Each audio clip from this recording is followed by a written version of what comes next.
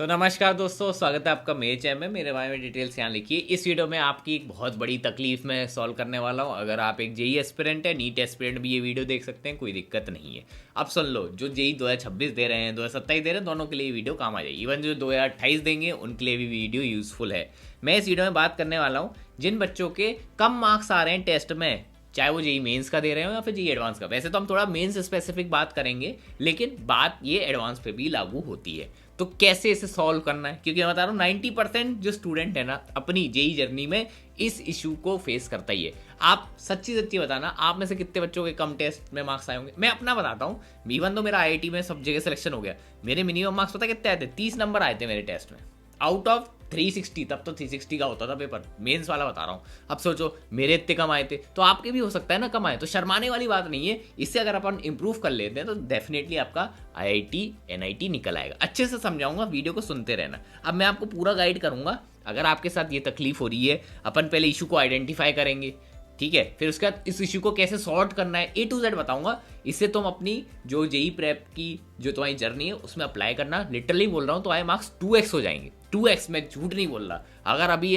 तुम्हारे स्कोर आ रहे हैं 100-200 पार हो जाएगा। अब ये मत बोलना भैया मेरे 150 आ रहे हैं 300 हो जाएंगे। ये थोड़ा मतलब मुझे पता है तुम लोग चालाक हो, बट ठीक है, तुम समझ लेना भाई भावना है क्या है। ठीक है, तुम्हारा स्कोर अपन 2x करवा दें। तो एंड तक देखना। अब स्टार्ट करने से पहले एक कमिटमेंट, इस वीडियो को तुम्हें स्ट्रिक्टली फॉलो करना है। तो तुम क्या करो, कमेंट में लिखो भैया आई विल स्कोर 200+। ठीक है, आई विल स्कोर 200+ और मैं आईआईटी जेई क्रैक करूंगा। इससे क्या है, तुम्हें कमिटमेंट मिलेगा। ठीक है, अपॉइंटमेंट लिख दिया, कमिटमेंट किया है, माफ करिएगा। ठीक है, अब जरा स्टार्ट करते हैं वीडियो विदाउट बकवास। सबसे पहले मॉक टेस्ट को समझो। मॉक टेस्ट बनाए किस लिए जाते हैं? जेई मेंस का अगर मान लेते हैं 300 मार्क्स का पेपर है, अगर तुम्हें पता हो तो 180 मार्क्स पे लगभग 99 परसेंटाइल बन जाती है on an average. Easy shift में 200 चला जाता है, टेस्ट में थोड़ा नीचे आएगा, but on an average 180 marks अगर है तुम्हारे 99 परसेंटाइल आ गए, जिसमें आपको एक डिसेंट एनआईटी मिल जाता है। ठीक है, बट अगर आपको बेटर प्लान चाहिए तो थोड़ा और अच्छा लाना पड़ेगा परसेंटाइल, बट टेंशन मत लो। अब आगे सुनो, मॉक्स क्या है जो तुम्हारे जेई के लिए बने, हमेशा तुम्हें टफ बनाए जाएंगे। ठीक है, कोई भी कोचिंग का उठा लो, चाहे वो एलन है, रेजोनेंस है, ठीक है, ई सरल, इतनी सारी है, पीडब्ल्यू, जिसके भी मॉक्स उठाओगे तुम्हें पता चलेगा अगर फुल लेंथ टेस्ट है तो थोड़ा टफ होता है जेई मेंस के लेवल से। अब इसके पीछे भी एक रीज़न होता है कि टफ क्यों बनाए जाते हैं। बट एक चीज़ मैं आपको बताता हूँ, एक थोड़ा डार्क साइड है कोचिंग्स का। तुमने शायद ऑल इंडिया ओपन टेस्ट सुने होंगे, ऑल इंडिया मॉक टेस्ट वगैरह। ये जानबूझ के, ठीक है, जानबूझ के तुम्हें टफ बनाए जाते हैं। इतने टफ बनाए जाते हैं कि तुम्हारा स्कोर बहुत ही रद्दी आएगा, तुम डीमोटिवेट हो जाएगा। मैं अपना बताता हूँ, जिस साल मेरा 99.45 परसेंटाइल आया था, मैंने ऑल इंडिया मॉक टेस्ट दिया था। गैस करिए मेरे 360 में से कितने मार्क्स आए होंगे? Can you guess? I got 45 marks. Yes, 45 marks literally. And confidence shatter हो जाता है ऐसे जब मार्क्स आ जाते हैं। इवन तो मेरी प्रिपरेशन अच्छी थी तब ये हाल था। और मैं बात उस वाले ऑल इंडिया ओपन टेस्ट में जो टॉपर्स के थे उनके आए थे 280 275। मैं कह रहा कौन भगवान लोग हैं ये, कौन से मतलब मैं कौन सी टेस्ट दे रहा हूँ। ठीक है, तो डीमोटिवेट नहीं होना है। जो मॉक टेस्ट हैं जानबूझ के टफ बनाए जाते हैं, याद रखना। इसके पीछे भी एक रीज़न है। जब तुम एग्जाम देने जाओगे ना तब तुम्हें पता चलेगा, जितने तुम्हारे मॉक्स में एग्जाम आ रहे हैं ना, मतलब मार्क्स आ रहे हैं, उतने ही तुम्हारे एक्चुअल जेई स्कोर में रिफ्लेक्ट होने लगेगा। अब इसके पीछे रीज़न क्या होता है? भैया अभी तो आपने बोला कि जेई का पेपर ईजी होता है, मॉक्स ज़्यादा टफ होते हैं, तो फिर मेरे तो मार्क्स बढ़ने चाहिए ना पेपर में। बट ऐसा नहीं होता, दो रीज़न की वजह से। प्रेशर, तुम्हें जब एग्जाम में जाओगे तुम प्रेशर में होगे भाई, इतना इंटेंस प्रेशर होता है ना, तुम्हें पता चलेगा जब तुम पेपर देने जाओगे। प्रेशर जो तुम्हें पता चलेगा ना तब तुम देखना। दूसरी चीज़ पैनिक, तुम्हें पता है एक फियर सताएगा, गलत हो गया तो, नहीं हुआ सिलेक्शन तो, रात को नींद नहीं आती है एग्जाम के एक दिन पहले, पता है तुम्हें? तो ये सब रियलिटी में आपको बता रहा हूँ। इसकी वजह से जो तुम्हारा एक्चुअल जेई का स्कोर, इजी पेपर, क्योंकि पेपर थोड़ा इजी आता है टेस्ट से, जो बढ़ना चाहिए बढ़ता नहीं है, घट जाता है और उसके बराबर ही आ जाता है जितना तुम्हारे मॉक्स से मार्क्स आ रहे थे। ठीक है, तो अपन को क्या करना है, प्रेशर और पैनिक अगर अपन ने इस पे कंट्रोल कर लिया ना मॉक्स के थ्रू, तो तुम्हारा जेई में बहुत अच्छा स्कोर बढ़ जाएगा, अच्छी परसेंटाइल आएगी और इवन आईआईटी में भी सिलेक्शन हो जाएगा। सिंपल। तो अब मैं आपको यही बताऊंगा इस पे अपन को कैसे काम करना है। तुम्हारे मॉक्स में मार्क्स बढ़ जाएंगे, तुम्हारे एक्चुअल पेपर में मार्क्स बढ़ जाएंगे। सिंपल। तो चलिए आगे चलते हैं। और ये देखो, मैं तो बता रहा हूँ 90% स्टूडेंट्स के साथ ऐसा हुआ है जिन्होंने मॉक्स ज़्यादा दिए उनके बेटर रैंक आई है जेई में। ये तुमने नोटिस करा होगा। अगर तुम अभी मॉक्स नहीं दे रहे हो ना तो तुम यार एक काइंड ऑफ अ पाप कर रहे हो। तो अगर तुम अभी मॉक्स नहीं दे रहे हो तो अपनी स्ट्रेटेजी को थोड़ा चेंज करो। It's important to cover syllabus, but तुम्हें जो तुमने कवर करा है ना उसको थोड़ा स्ट्रॉन्ग लेके भी चलना पड़ता है, वरना कोई फ़ायदा नहीं है अगर तुमने प्रैक्टिस ही नहीं करी। तुमसे अगर तुमने मान लेते सारा सिलेबस कंप्लीट कर लिया, अब तुम वहाँ पे गए, तुमसे सॉल्व ही नहीं हो रहे क्वेश्चन, तो क्या फ़ायदा तुम्हारा सिलेबस कंप्लीट करने का। और वही दूसरा एक बच्चा था, उसने क्या करा कि पूरा सिलेबस कंप्लीट नहीं करा, लेकिन he was able to solve some of the question, उसकी बेटर परसेंटाइल आ गई तुम्हारे से। बच्चों का कट ऑफ ही नहीं निकलता ये वाली चीज़ से, तुम्हें नहीं पता। 100% सिलेबस करके गए, 92 परसेंटाइल नहीं आ रहा है, क्यों? कभी टेस्ट ही नहीं दिए, कभी प्रैक्टिस ही नहीं करी, बस वहाँ पैनिक कर गए, तेल निकल गए, ऐसा रहता है। अब आते हैं अपने प्रॉब्लम ऑफ लो स्कोर। यही तो दिक्कत है तुम्हें। अब आइडेंटिफाई करो कि कैसे ये प्रॉब्लम हो क्यों रही है। पहला इशू हो सकता है तुम्हारा सिलेबस इनकम्प्लीट है, ठीक है, क्योंकि ऐसा होता है कि तुम्हारा सिलेबस इनकम्प्लीट है, तुम्हारे 30 से 50 नंबर आ रहे हैं। जब तुमने फुल लेंथ टेस्ट दिया तुम्हारे 3 से 50 नंबर आ रहे हैं 300 में से। अब तुम हो गए डीमोटिवेट कि अरे मेरा क्या होगा, जेई मेंस आ गया, ओ माय गॉड, पैनिक कर गए। डीमोटिवेशन में 3-4 दिन निकल गए, फिर जब वापस ट्रैक पे आते हो पता चला और बैकलॉग हो गई। ये होता है आपके साथ, तो ये एक इशू हो सकता है। दूसरा है लैक ऑफ रिवीजन। पढ़ा है, निकल गया, भूल गए, पुराना बिल्कुल गायब लग रहा होता होगा। मेरे साथ भी होता था भाई। जैसे सर ने पढ़ाया था 1 महीने पहले, अब तो ऐसा लग रहा है अरे तो पहली बार देख रहा हूँ, कुछ याद सही नहीं आ रहा, बिल्कुल गायब है। क्वेश्चन देखता हूँ, बिल्कुल कंसेप्ट याद नहीं आ रहा, थ्योरी नहीं याद आ रही। ऐसा होता है? अगर होता है तो कमेंट में यस लिखो। तीसरी चीज़ है लैक ऑफ प्रैक्टिस। अगर तुम हो वन शॉट चैंपियन, तुमने वन शॉट चटका डाले 30 दिन में 30 वन शॉट, लेकिन तुम प्रैक्टिस करना भूल गए, तो अब वो चटकाया तुमने, वन शॉट चटकाया, अब तुम्हें पेपर चटका रहा होगा। सही बात है, तो ये एक इशू हो सकता है। और एक लास्ट इशू है जो सबसे ज़्यादा घातक होता है, सिली मिस्टेक्स। क्वेश्चन आता था, सॉल्व भी कर लिया, बस क्या हुआ कि क्वेश्चन गलत रीड कर दिया या फिर कैलकुलेशन मिस्टेक हो गई, जिसकी वजह से आपको +4 गए, -1 मिल गए, 5 नंबर आपके घट गए और आप रैंक लिस्ट से बाहर हो गए। ये भी होता है, ठीक है, तो ये भी एक इशू है। बहुत बच्चों का ऐसा ये हुआ है, ये सिली मिस्टेक की वजह से IIT छूटा है।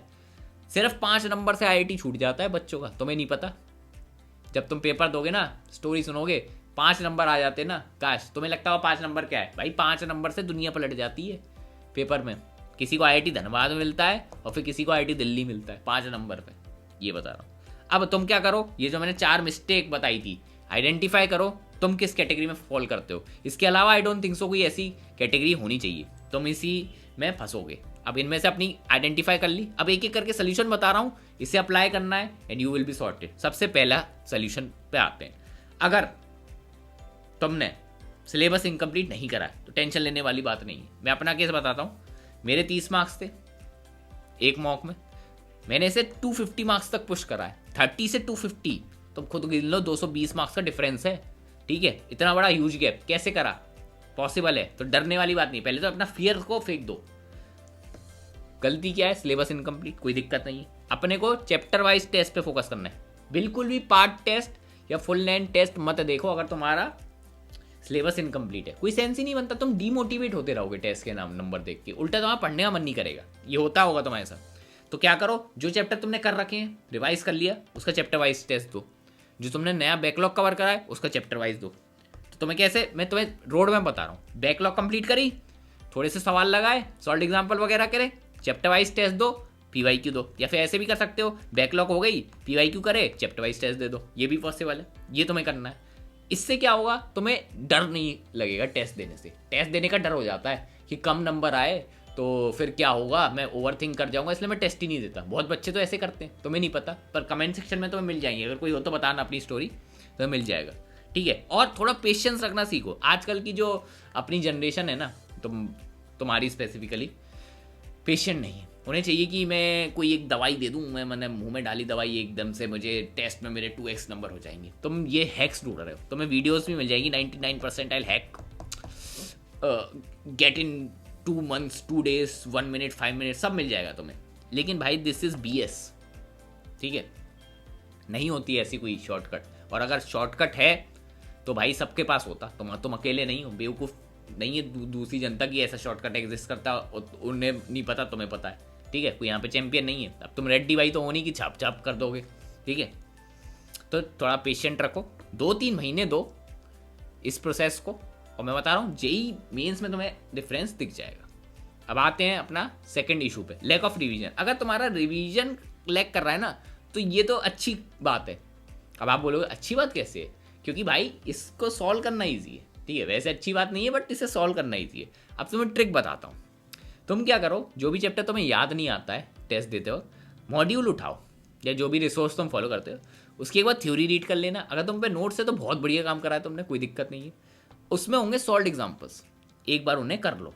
ज़्यादा नहीं होते हैं सॉल्व एग्जाम्पल मॉड्यूल में, थोड़े थोड़े कर लो, 2-3 ही कर लो, एक एक टॉपिक के, सब टॉपिक्स में एक एक 2-2 कर लो, ठीक है। अब क्या करो, जो जेई मेंस वाली एक्सरसाइज है ना, उसके 5 से 10 क्वेश्चन उठा लेना। 5 से 10 क्वेश्चन जो तुमने ऑलरेडी करे होंगे वो कर लेना। अब क्या करो, PYQs लो, लास्ट के 2 साल के मिनिमम सॉल्व कर लो। मैं तुम्हें बता रहा हूँ कैसे रिवीजन करना है। या फिर अगर तुम्हें ज़्यादा मजा आ रहा है तो और कर लेना, बहुत जल्दी जल्दी सॉल्व हो रहा है। अब क्या करा, तुम्हारा रिवीजन अब हो गया है कंप्लीट। अब इसके बाद तुम चैप्टर वाइज टेस्ट दो, ठीक है, और एक नहीं, 2 नहीं, थोड़े ज़्यादा दो, 3-3 टेस्ट दे दो चैप्टर वाइज। और अगर तुम्हें चाहिए तो हमारी साइट पे चल जाओ, वहाँ पे तुम्हें 3 लेवल में मिल जाएंगे, लेवल 1, 2, 3, आधा घंटे के टेस्ट बनाए, जिससे तुम्हारा उद्धार हो जाएगा, ठीक है। अब क्या करो, जैसे ही तुमने चैप्टर वाइज टेस्ट दे दिया, अब तुम्हारा रिवीजन कंप्लीट हो जाएगा। अब क्या करना है, ये सब चैप्टरों के साथ प्रोसेस को रिपीट करो। जैसे मॉडर्न फिजिक्स हो गया, रोटेशनल, इलेक्ट्रोस्टैटिक फिजिक्स का बता रहा हूँ, ऐसी केमिस्ट्री में S block, D block, S block तो शायद हटा दिया तुम्हारा उससे, बट मैं एडवांस की बात कर रहा हूँ, कोई दिक्कत नहीं है, जो भी है चैप्टर जो भी है मुझे याद नहीं, ठीक है। अब क्या करना है, तो मैं सब चैप्टर पे स्केल कर देना है वाला मॉडल, सब पे लगा दिए मैंने, टेस्ट देते जा रहा हूँ। अब क्या करो, लास्ट में जब तुम्हारे सारे चैप्टर कंप्लीट से हो जाए या फिर 80% सिलेबस भी हो जाए, now shift to full length test. Full length test अब दो, अब तुम्हें फायदा होगा फुल लेंथ टेस्ट, वरना वैसे नहीं होगा, क्योंकि उसमें क्या होगा, तुम्हारा स्कोर बेकार आएगा, तुम डिमोटिवेट हो गए, टेस्ट से तुम्हें डर लगेगा, पेपर में हक के आओगे, ठीक है। तीसरी चीज़, प्रैक्टिस अगर तुम्हारी कम है तो देखो, मैं एक तुम्हें गोल्डन रूल बताता हूँ जेई का। अगर तुम्हें कोई भी चैप्टर मास्टर करना है तो मिनिमम 200 क्वेश्चन करने होते हैं। अगर मेंस लेवल का करना है तो 100 क्वेश्चन में काम बन जाता है, but I would still suggest कि आप 200 क्वेश्चन पर चैप्टर बना के चलो, मिनिमम, बेयर मिनिमम। तो तुम्हारा एक टॉपिक पे मिनिमम अगर 100 क्वेश्चन मान लेते हैं या फिर 200 मान लो, जो तुम्हें मन कर रहा है, ठीक है, तो तुम्हारा वो चैप्टर ठीक ठाक लेवल पे हो जाता है। तो अगर तुमने प्रैक्टिस नहीं करी है इतनी और फिर तुम डायरेक्ट टेस्ट दे रहे हो, तुम्हारे मार्क्स नहीं आएंगे, इट्स ऑब्वियस। तो तुम पहले चेक करो तुम्हारे मार्क्स कहीं इसी वजह से तो नहीं आएगी, तुमने 100-200 क्वेश्चन करे ही नहीं, तुम सीधे टेस्ट कर रहे हो, क्यों आएगा भाई, घंटा गोपाल नहीं आता, समझ रहे हो। तो ये पहले 100-200 क्वेश्चन सॉल्व करने पड़ेंगे, फिर उसके बाद टेस्ट पे आओ। और करने कैसे हैं 100-200 क्वेश्चन, फर्स्ट टाइम कर रहे हो कोई दिक्कत नहीं, 5 मिनट टाइम लगाओ, टाइमर लगाओ, विदाउट टाइमर क्वेश्चन मत सॉल्व करा करो, वरना तुम भावनाओं में बह जाओगे और तुम पता चला उस पर 1-आधा घंटा वेस्ट कर दिया, 1 घंटा, फिर बच्चे कहते हैं भैया पढ़ते बहुत है हम 8 घंटे, क्वेश्चन में 10 ही सॉल्व कर पाता हूँ। क्यों भाई, क्यों, 1 घंटा एक सवाल पे देगा तो 10 ही क्वेश्चन सॉल्व होंगे ना, ऐसे नहीं होता। 5 मिनट दो पर क्वेश्चन, सोल्यूशन तुम्हें अगर आ गया तो ठीक है, बहुत बढ़िया, परफेक्ट, आगे बढ़ो, तो मुझसे कुछ नया सीखिए। और अगर तुम्हारा सॉल्व नहीं हुआ तो सोल्यूशन तुरंत देखो, शर्माने वाली बात नहीं है, सोल्यूशन देखने से कोई पाप नहीं कर देता आदमी। कोई एक बच्चा मेरे को कमेंट करा था भैया सोल्यूशन देखने से सिलेक्शन नहीं होता, अरे पागल हो क्या, ऐसा नहीं होता, मैंने बहुत सारे सोल्यूशन देखे, सोल्यूशन देखना पड़ता है। सोल्यूशन देखने के बाद सोल्यूशन को समझो और समझो कि तुम कहाँ मिस कर गए थे, क्वेश्चन की लैंग्वेज को फिर से रिपीट करो, कुछ तो तुमने मिस करा होगा उस क्वेश्चन में जो सोल्यूशन में यूज करा गया होगा, फिगर आउट करो, ठीक है, फिगर आउट करो। अब क्या करो, रीअटेम्प्ट करो, फिर से उसी वक्त रीअटेम्प्ट करो, क्योंकि अपन पता है पैसिवली रीड करते हैं सोल्यूशन, अरे ये ऐसा ऐसा था, अरे यार ये बस ऐसे करना था, अरे चलो कोई नहीं, मान लेते नेक्स्ट पे आ गए। सबसे बड़ी मिस्टेक ये है, तुमने अगर रीअटेम्प्ट नहीं करा ना उस क्वेश्चन को, विदाउट सोल्यूशन को हाइड करे, कोई फायदा नहीं है, क्योंकि मैं बता रहा हूँ हो सकता है तुमने सोल्यूशन ऊपर से रीड कराओ, तुम अभी भी जो क्वेश्चन की जो एसेंस है वो मिस कर गए होगे। तो तुम्हें क्या करना है, रीअटेम्प्ट करना है उसी वक्त, जब तक तुम्हारा फाइनल आंसर नहीं आ जाता, यू हैव टू रीअटेम्प्ट। और मैं बता रहा हूँ तुम फंसोगे, फिर से एक बार सोल्यूशन रीड करने का तुम भूल जाओगे, तुम कहोगे मेरे साथ हुआ था, मैंने क्वेश्चन रीड करा, सोल्यूशन देखा, ये तो आता है, हो जाएगा, फिर मैं सोचा नहीं अटेम्प्ट करके देखता हूँ, मुझसे सॉल्व भी नहीं हुआ, मैं कहा अरे यार इसके बाद क्या था, भूल गया, फिर सोल्यूशन फिर देखा, ऐसा हो जाता है। तो सोल्यूशन देखो, यही तो डिफरेंस है। मेरा आईटी में क्यों हुआ, क्योंकि मैंने ये फिगर आउट कर लिया था, तो मैं भी बस ये फिगर आउट करना है, अब मैंने बता दिया करके देखना। और मेरा बात, अब जैसी तुम्हें उस क्वेश्चन में कुछ नई चीज़ मिली, उसको तुम अपने नोट्स में ऐड कर लो। कभी कभार कुछ चीज़ें मिल जाती हैं, पैटर्न मिल जाता है कि इस टाइप के क्वेश्चन है ना, इसमें ये वाली ट्रिक लगती है कि इसमें ये वाली चीज़ देखनी होती है, मतलब तुम्हें काइंड ऑफ अ पैटर्न समझ में आ जाएगा। वो तुम्हारे नोट्स में अगर होगा ना, मैं बताऊँ तुम्हारे नोट्स बहुत एकदम फाड़ लेवल के बन जाएंगे। इसलिए बोलते हैं नोट्स बनाओ तो स्मार्टली बनाओ, सिर्फ फॉर्मूला लिखने से नोट्स नहीं बन जाते। चलो कोई नहीं, आगे चलते हैं। इसके बाद क्या करना, चैप्टर वाइज टेस्ट दो। तो हमारी साइट पे जाके RDS20 कोड यूज़ कर लेना, टेस्ट सीरीज ले सकते हो, उसमें फ्री मेंटरशिप भी मिल जाती है, मैं बताना भूल गया था, उधर तुम दे सकते हो अगर तुम्हें अफोर्डेबल चाहिए तो, क्योंकि हमारी सब ₹99 पर मंथ की अगर 1 साल की लो तो। अगर तुम्हारे पास ऑलरेडी एक टेस्ट सीरीज जिसमें चैप्टर वाइज टेस्ट है तो उसको यूटिलाइज करो, ठीक है। और बाद में फुल लेंथ पे शिफ्ट हो जाओ, क्योंकि इन दी एंड पेपर फुल लेंथ ही आने वाला है। फुल लेंथ तुम्हें थोड़े टफ लगेंगे स्टार्ट में, क्योंकि चीज़ें याद नहीं रहती, बट विद टाइम अगर तुमने चैप्टर वाइज टेस्ट पे कमांड बना ली ना तो फुल लेंथ तुम्हारे होने लगेंगे, डरने वाली बात नहीं है। अब आते हैं चौथी यानी सिली मिस्टेक वाली गलती पे। ये बहुत घातक होती है। अब मैं तुम्हें ऑनेस्टली बता रहा हूँ, मैं कोई इस पर शुगर कोटिंग नहीं करूँगा।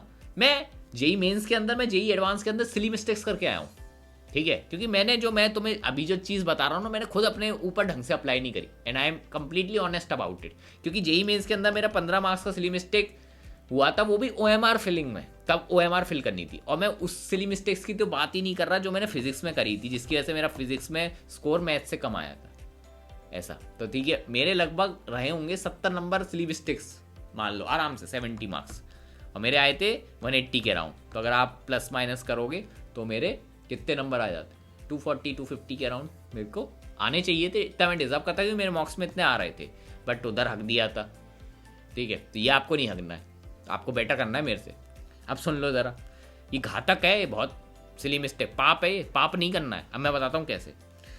तुम एक डायरी मेंटेन करोगे, अगर डायरी नहीं है तो एक नोटबुक मेंटेन करोगे, प्लस एक सेल्फ एनालिसिस की, टेस्ट एनालिसिस की डायरी होनी चाहिए। टेस्ट की सेल्फ एनालिसिस, आजकल की टेस्ट सीरीज में पूरी एनालिसिस बन के आती है, but do not use it. मतलब उसे यूज कर सकते हो, कोई दिक्कत नहीं है, लेकिन तुम्हें खुद की भी सेल्फ एनालिसिस करनी है। अगर तुम नहीं करते तो टेस्ट देने का कोई फायदा नहीं है। अब मैं तो बताता हूँ कैसे एग्जैक्टली करता है, ये मैं बताता हूँ मैं कैसे एनालिसिस करता था, ठीक है। बट हाँ, मैंने भी कुछ हरामखोरी कर दी थी जिसकी वजह से मेरी सिली मिस्टेक हो गई थी, वो मैं आपको बताऊंगा, वो मत करना, उससे तुम ऐड कर लोगे, तुम्हारे मार्क्स मेरे से बेटर आ जाएंगे। सुनो क्या, जैसे मैंने टेस्ट दिया चैप्टर वाइज आज मॉडर्न फिजिक्स का, ठीक है, मेरे नंबर आए 180 300 में से, मैंने 70 अटैम्प्ट करे थे, ठीक है, मेरे 20 गलत थे, 50 सही थे, ठीक है, मैं एग्जाम्पल दे रहा हूँ। तो तुम्हें फिगर आउट करना है कि जो 20 क्वेश्चन तुम्हारे सही थे, सॉरी गलत थे, कौन से सब्जेक्ट से हैं, फिजिक्स में से हैं, केमिस्ट्री से हैं, मैथ्स में से। तुम्हें फिगर सेग्रीगेट करना है कि इधर से ज़्यादा गलतियाँ हुई। जब तुमने ये सेग्रीगेट कर दिया, इसके बाद तुम फिगर आउट करो कौन से टॉपिक्स से गलत हुआ। सिंस ये तो चैप्टर वाइज टेस्ट था, तो चैप्टर मॉडर्न फिजिक्स ही होगा, तो इसमें तुम सब टॉपिक देख लेना, बट मैं इन जनरल बता रहा हूँ, टॉपिक्स देखना है, सब टॉपिक्स। इसके बाद तुम फिगर आउट करो वो एरर क्या था, जो गलती थी वो गलती थी क्या, ठीक है। 3 तरह की गलती हो सकती है, या तो तुम्हारी सिली मिस्टेक हुई होगी, या तुम्हारा फॉर्मूला भूल गए तो तुम्हारा रिवीजन लैग कर रहा है, तो रिवीजन का इशू है, ठीक है। और तीसरी चीज़ कंसेप्चुअल इशू हो सकता है, कोई दिक्कत नहीं, ये भी रिवीजन और प्रैक्टिस से ही आता है, ठीक है। तो इन दोनों की तो बात नहीं कर रहे, क्योंकि इसकी अपन ऑलरेडी बात कर चुके हैं प्रैक्टिस वाले में। बात करते हैं सिली की। तो सिली में तुम्हें ये फिगर आउट करना है कि तुम्हारी सिली मिस्टेक हुई क्या थी। क्या तुमने क्वेश्चन में पढ़ लिया कि ए की वैल्यू फाइंड आउट कर ली तुमने और उसी को आंसर लगा दिया। क्वेश्चन में पूछा था कि 2a की वैल्यू लगानी है। ये मेरे साथ जेई एडवांस में हुआ था, 2018 के जेई एडवांस से केमिस्ट्री का एक क्वेश्चन था शायद से, वो चैम्बर वाला था, मुझे याद नहीं एग्जैक्ट, तो क्वेश्चन याद नहीं, बट उसमें ऐसा था कि 2a की वैल्यू पूछी थी और मैंने a की वैल्यू निकाल दी थी, और मैं खुश हो गया, मैंने लगा दिया, आंसर 2a पूछ रहा था और मेरा गलत हो गया, प्लस 4 मार्क्स वहीं चले गए। और तुम्हें नहीं पता एडवांस में 4 मार्क्स से बहुत ऊपर नीचे हो जाती है रैंक। अब तुम सोचो, ठीक है। दूसरी गलती क्या हो सकती है कि तुमने क्वेश्चन में पूछा है इनकरेक्ट ऑप्शन, तुमने करेक्ट लगा दिया, तुमने कहा अरे ये तो यही करेक्ट है, ये लगाओ, उल्टा भी हो सकता है ये वाला। तीसरी चीज़ है कैलकुलेशन मिस्टेक, करते करते अपन यही भूल गए 2 × 2 = 3 होता है, मैंने तो ये लिख दिया, ठीक है, इस तरह की हो जाती है। और शर्माने वाली बात नहीं है, कैलकुलेशन मिस्टेक लिटरली हर एक बच्चा जीवन में करता ही है जेई प्रेप में, तो शर्माने वाली बात नहीं है। फिगर आउट करो क्या मिस्टेक हुई है। कैलकुलेशन मिस्टेक हुई है ना, तो एक ट्रिक बता रहा हूँ, गधों की तरह कैलकुलेटर कभी मत यूज़ करना। बहुत बच्चे कैलकुलेटर यूज़ करते हैं कैलकुलेशन के लिए, अरे कर लेंगे यार पेपर में, अभी तो कर लेता हूँ, जल्दी जल्दी सॉल्व करने हैं, 100 क्वेश्चन सॉल्व करने रहते हैं, तो मैं कैलकुलेटर यूज़ कर लेता हूँ। भाई तेरी कैलकुलेशन मिस्टेक इसलिए तो हो रही है, कैलकुलेटर यूज़ कर रहा है, मत करो।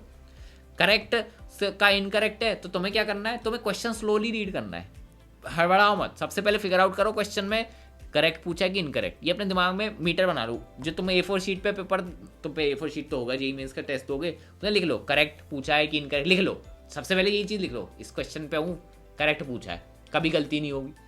और ए का 2 है, ये तो तुम्हें क्वेश्चन रीडिंग को ही इंप्रूव करना होगा। डायरी में लिखो जो तुम्हारी डायरी बनवाई थी कि क्या सिली मिस्टेक हुई थी इस वाले टेस्ट में। अब क्या करो, जब तुम नेक्स्ट वाला टेस्ट दोगे उस डायरी को एक बार रीड कर लेना। तुम्हारा मोटिव ये होना चाहिए कि नेक्स्ट टेस्ट में जो मैंने पिछले टेस्ट में गलती की थी वो नहीं करनी। वो बात अलग है, नई गलती होगी तो वो तुम्हें फिर से लिखनी पड़ेगी, लेकिन ये करते रहो। मैं बता रहा हूँ 5-10 टेस्ट दोगे ना तो सिली मिस्टेक्स ड्रास्टिकली 80% से कम हो जाएंगी और विद टाइम तुम्हारा स्कोर बढ़ जाएगा। तुम ट्राई करके देखना ये वाली ट्रिक, ठीक है। और बाकी सब्सक्राइब कर लेना ऐसी वीडियोज़ के लिए। मिलेंगे नेक्स्ट वीडियो में, बाय बाय।